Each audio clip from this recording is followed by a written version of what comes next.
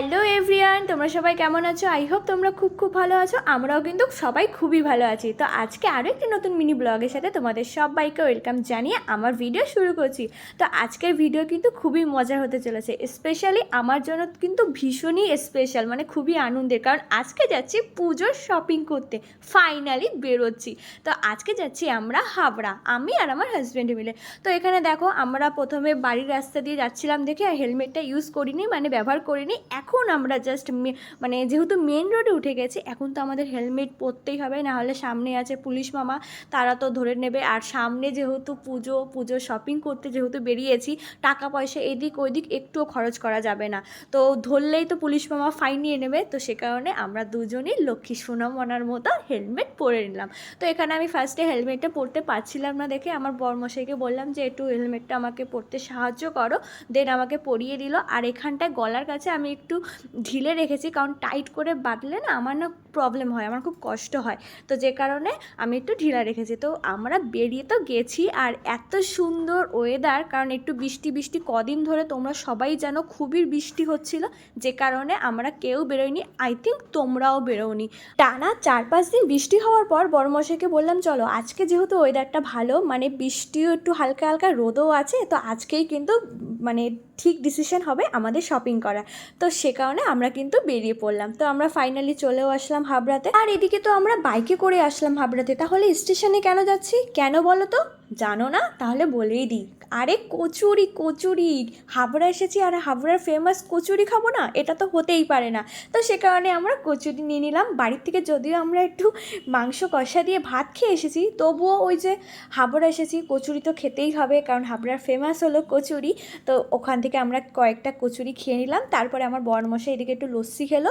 তো এদিকে টুকটাক পেট পুজো করার পর আমরা চলে আসলাম পাঞ্চালিতে। তো গত বছরও আমি পাঞ্চালি থেকেই কিন্তু শাড়ি নিয়েছিলাম। ভাবলাম এবছরও তাহলে পাঞ্চালির থেকেই নেব, কারণ পাঞ্চালির কালেকশন আমার কাছে বেস্ট কালেকশন মনে হয়েছিল গত বছর।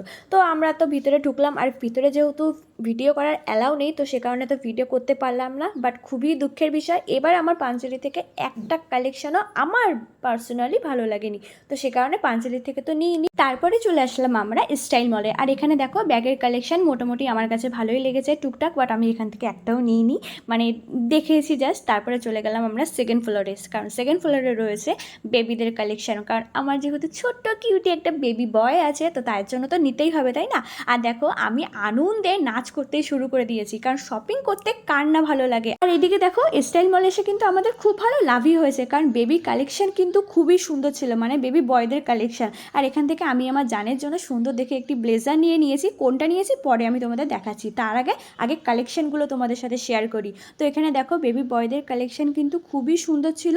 আর তোমাদের যাদের আশেপাশে বাড়ি তারা দেরি না করে কিন্তু চলে আসতেই পারো, খুবই সুন্দর আর তোমাদের পছন্দ হবে। তো এখানে দেখো গ্রিন কালারের এই ব্লেজারটা আমি আমার জানের জন্য নিয়েছি, সুন্দর না? তারপরে আমরা ওখান থেকে টুকটাক কেনাকাটার পর আমরা চলে আসলাম ট্রেন্ডসে, কারণ ট্রেন্ডসের কালেকশনও কিন্তু আমার কাছে বেস্ট কালেকশন মনে হয়, কারণ গত বছরও আমি আমার জানের জন্য প্রচুর জিনিস কিনেছি। তো এখান থেকেও কিন্তু এই বছরও আমি অনেক জিনিস কিনেছি আমার ছেলের জন্য। তো এই ড্রেসটাও আমার কাছে খুবই ভালো লেগেছে, বেশ একটা পিছনে টুপির সিস্টেম আছে, তো আমারও খুব ভালো লেগেছে। তো যাই হোক, আমরা তো অনেক কিছু কিনেছি।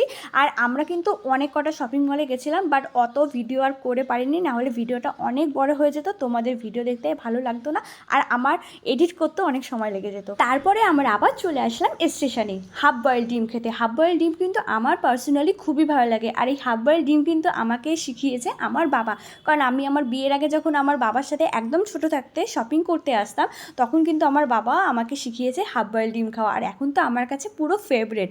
তো এই হাফ বয়েল ডিম মানে আমি বলতে গেলে 4-5টা খেয়েছি। 2টো হাঁসের ডিম খেয়েছি, আর 2টো দেশি মুরগির ডিম খেয়েছি, আর একটা মনে হয় খেয়েছিলাম পোলট্রির ডিম বা কিছু একটা, যাই হোক। তো আমার কাছে তো খুবই ভালো লেগেছে, আর আমার হাজব্যান্ড খেয়েছে একটা। তো আমাদের খাওয়া দাওয়া কমপ্লিট করার পর তারপরে তো আমরা বেরিয়ে গেলাম, আর বাইরে বেরিয়ে দেখি কুলফি মালাই খেতে কিন্তু আমার খুবই ভালো লাগে। আর এটা কিন্তু খুবই সুন্দর ছিল, 20 টাকা করে নিয়েছে, 20 টাকা না সরি 10 টাকা করে নিয়েছিল। 10 টাকা না 20 টাকা, আমার না এখন এই টাইমে মনে নেই দামটা, যেহেতু আমার হাজব্যান্ড আমাকে কিনে দিয়েছে, তো সব কিছুই আমার হাজব্যান্ডই কিনে দেয়। তো যাই হোক, ফাইনালি ডান আমাদের শপিং করা। তারপরে আমরা বাড়ি ফেরার পথে চলে আসলাম কুলপুকুর মন্দিরে মায়ের দর্শন করতে।